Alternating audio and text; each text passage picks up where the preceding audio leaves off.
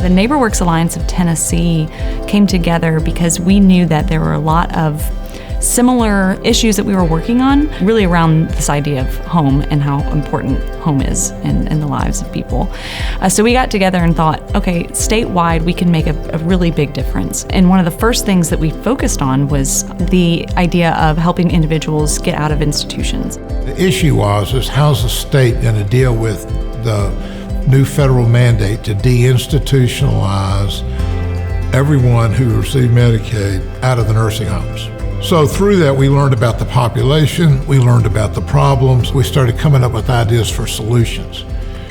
So we tried to work with the state to create permanent housing so that in 10 years, these homes are always there for different people to live in. We wanted to create different models so that the state could look and evaluate and see if they wanted to pursue one of these over another or use one model type for a different type of population, just to give ideas and so the state can best serve their residents. In Memphis, we have the 3-bedroom, 2-bath homes, and that is something that has worked for United Housing, and it's worked for our managed care organizations as well. So in Johnson City, they also have the 3-bedroom, 2-bath homes. In Chattanooga, it was a little bit different. They needed the 4-bedroom house to make it work in their market. In Knoxville, too, the group home was going to work well for Knoxville. And Nashville, they're using the micro homes. Nashville's more expensive, so they had the land cost issues, so they were able to make it work with the smaller units. These houses save the state $33,000 per year, as opposed to the residents being in an institutional care facility or a nursing home. In any housing situation, no more than 20% of the residents can have a developmental disability and being served by Medicaid. So that's a challenge for us. So we scattered our houses into communities because of that issue, which also turns out better for the residents. And so we really want to incorporate them into the community. The homes actually offer more independence. They offer a way for folks to be able to go out on the porch. In these homes, you can see your neighbor across the street and wave.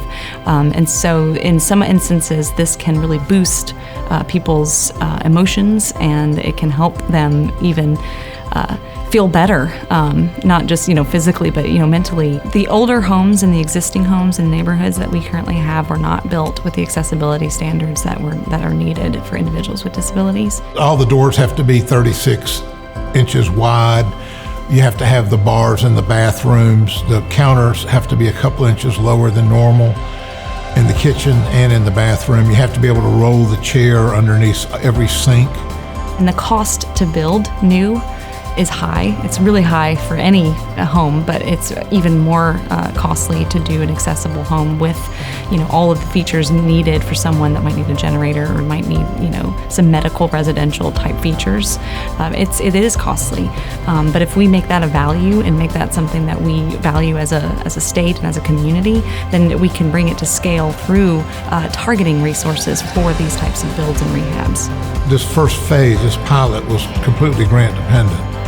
But we can't do that. There's just so much money. If these homes didn't exist, a lot of the times the folks don't have family to go back to or to have family to take care of them.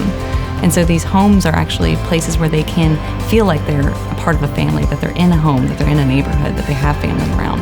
I'm realizing that I'm going to be old one day and I will have a disability. I can't choose it, but I might have something that's going to limit my mobility.